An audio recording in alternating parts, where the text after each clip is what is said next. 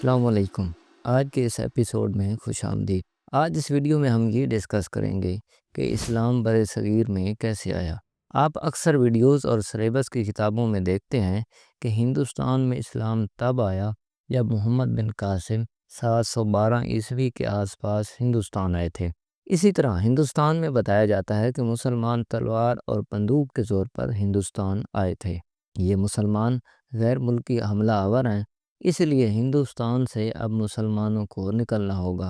اور پہلے جب ان کی سرکار تھی انہوں نے کہا تھا کہ دیش کی سمپتی پر پہلا ادھیکار مسلمانوں کا ہے۔ اس کا مطلب یہ سمپتی اکٹھی کر کے کس کو بانٹیں گے؟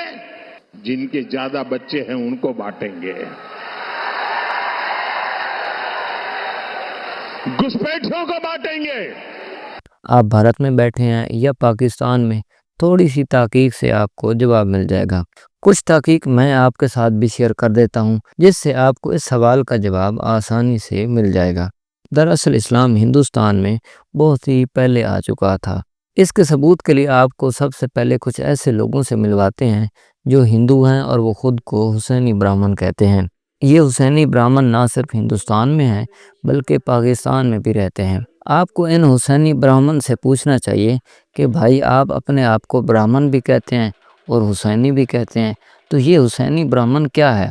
چنانچہ ان کا دعویٰ یہ ہے کہ حضرت امام حسین کے خاندان کے ساتھ ان کا گہرا تعلق تھا اور انہوں نے واقعہ کربلا میں ان کی مدد کی تھی، اور پھر بہت سے لوگ جو کربلا میں شہید ہوئے تو ان کی کچھ عورتیں اور بچے جو پیچھے رہ گئے تھے ہجرت کر کے ہندوستان آئے اور یہیں آباد ہو گئے۔ میں آپ کو بتا دوں کہ جو لوگ پاکستان آئے تھے، آج کا پاکستان اس وقت ہندوستان تھا، اسی لیے ان کے بارے میں کہا جاتا ہے کہ وہ پنجاب کے ساتھ ساتھ بلوچستان میں آباد تھے۔ اور حسینی برہمنوں کا کربلا سے تعلق کا ذکر بلوچستان کے ایک بہت بڑے مورخ، شاعر اور مصنف گل خان نصیر نے کیا ہے۔ انہوں نے اپنی کتاب بلوچستان کی تاریخ میں اس سارے واقعہ کا ذکر کیا ہے۔ وہ کہتے ہیں کہ خلیفہ سوم حضرت عثمان کے دور خلافت میں، جو کہ 656 کے آس پاس تھا، اس وقت کلات کے علاقے میں کچھ لوگ یہاں آئے تھے، اور یہ ایک واقعہ ہے جس کے بارے میں انہوں نے بتایا ہے کہ یہ عرب لوگ اس وقت بلوچستان کیسے آئے۔ دوسرا سب سے اہم نقطہ جو آپ کو یہ بتائے گا کہ مسلمان کب ہندوستان آئے تھے، وہ یہ ہے کہ آپ کبھی گوگل پر سرچ کریں کہ بر صغیر کی قدیم ترین مسجد کون سی ہے، آپ کو اپنے سوال کا جواب مل جائے گا۔ جو لوگ کہتے ہیں کہ محمود غزنوی یا محمد بن قاسم ہندوستان میں اسلام لائے، خاص طور پر محمد بن قاسم کے بارے میں کہا جاتا ہے کہ وہ ہندوستان میں اسلام لے کر آئے اور پہلا مسلمان محمد بن قاسم کے ساتھ ہندوستان آیا۔ اس دعوے کا سورس نسیم حجازی کا ایک ناول ہے جس میں انہوں نے لکھا ہے کہ محمد بن قاسم ایک 18 سالہ سپاہی تھے اور انہوں نے 18 سال کی عمر میں راجہ دہر کو شکست دی تھی۔ اس دعوے کا دوسرا سورس چاچ نامہ ہے۔ یہ چاچ نامہ سندھ کی تاریخ ہے۔ محمد بن قاسم 712 عیسوی کے آس پاس ہندوستان آئے تھے۔ انہوں نے راجہ دہر سے لڑائی بھی کی، لیکن اسلام ان کے ساتھ نہیں آیا۔ اسلام اس سے پہلے ہندوستان میں آ چکا تھا۔ محمد بن قاسم فاتح سندھ ضرور تھا، لیکن سندھ فتح کرنے سے پہلے ہی آج کے بھارت میں 3 مساجد قائم ہو چکی تھیں۔ وہ 3 مساجد کون سی ہیں، آئیے جانتے ہیں۔ ہندوستان میں سب سے پہلی مسجد بھارتی شہر گجرات کے ایک گاؤں گوگا میں ہے۔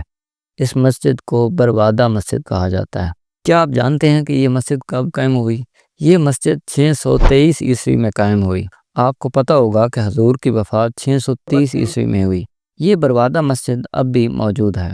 اس کے بعد کیرالہ، جو کہ جنوبی بھارت کی ایک ریاست ہے، کیرالہ میں ایک گاؤں ہے جسے متھالا کہا جاتا ہے، وہاں چرمن جامع مسجد ہے۔ یہ مسجد 629 عیسوی میں قائم ہوئی۔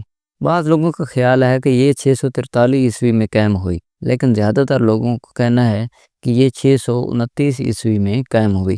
اسی طرح تامل ناڈو میں ایک جگہ ہے جسے کیلا کرائی کہا جاتا ہے، یہاں ایک جامع مسجد جسے جمعہ مسجد کہا جاتا ہے، یہ 630 عیسوی میں قائم کی گئی۔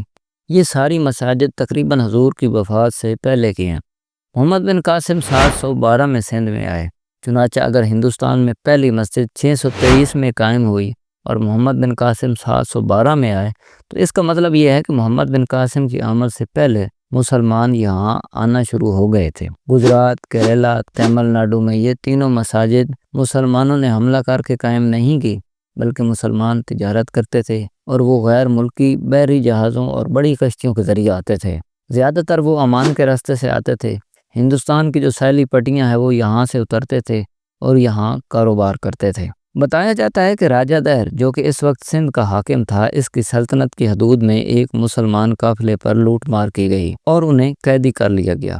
وہاں سے بعد مسلم خواتین نے حجاز بن یوسف جو عراق و خراسان کا بادشاہ تھا اس سے شکایت کی اور کہا کہ ان پر ظلم کیا گیا ہے، لہذا ہماری مدد کریں۔ پھر محمد بن قاسم کو حجاز بن یوسف نے بھیجا، انہوں نے آ کر راجہ دہر کو شکست دی اور ان قیدیوں کی مدد کی اور اس طرح اسلام بر صغیر میں آیا۔ یہ واقعہ کسی حد تک درست ہے، لیکن محمد بن قاسم ہندوستان آنے والے پہلے مسلمان نہیں تھے۔ ان سے پہلے 25 صحابہ کرام ہندوستان آئے اور وہ مختلف علاقوں میں اتر چکے تھے۔ اب ظاہر ہے اگر یہ میں کہہ رہا ہوں تو مجھے کوئی حوالہ دینا چاہیے۔ مولانا محمد اسحاق بھٹی صاحب کی ایک کتاب ہے جس کا نام ہے برصغیر میں اسلام کے اولین نقوش۔ مولانا اسحاق بھٹی صاحب نے ان 25 صحابہ کے نام لکھے ہیں، ان کے زمانے لکھے گئے ہیں اور آپ ان تمام 25 ساتھیوں کے نام اس کتاب میں پڑھ سکتے ہیں۔ اگر آپ کبھی بلوچستان جائیں تو آپ کو بلوچستان میں بہت بڑی قبریں اور مزارات ملیں گے اور کہا جاتا ہے کہ یہ صحابہ کرام کی قبریں ہیں۔ آخر میں ایک بہت بڑی غلط فہمی کا جواب دینا ضروری سمجھوں گا۔ ہندوستان میں محمود غزنوی کا دور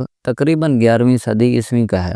بہت سارے ہندوستانی مورخین کا کہنا ہے کہ انہوں نے سومناتھ کے مندر کو لوٹنے کے لیے ان پر حملہ کیا تھا، لیکن ایک ہندوستانی مورخ رومیلا تھاپر ہیں، ان کی ایک کتاب دا پاسٹ ایز پریزنٹ ہے، یہ ایک عظیم کتاب ہے۔ تھاپر صاحبہ نے اس مندر کو لوٹنے والے پورے نظریے کو مسترد کر دیا ہے۔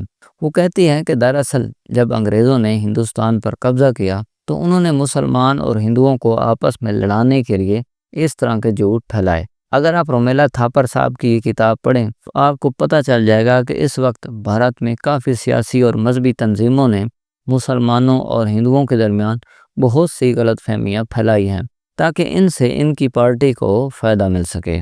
ڈیئر آڈینس، یہ تھی آج کی ویڈیو۔ اگر آپ کو پسند آئی ہو آپ میرے چینل کو لائک اور سبسکرائب کر سکتے ہیں۔ آج کے لیے اتنا ہی، اللہ حافظ۔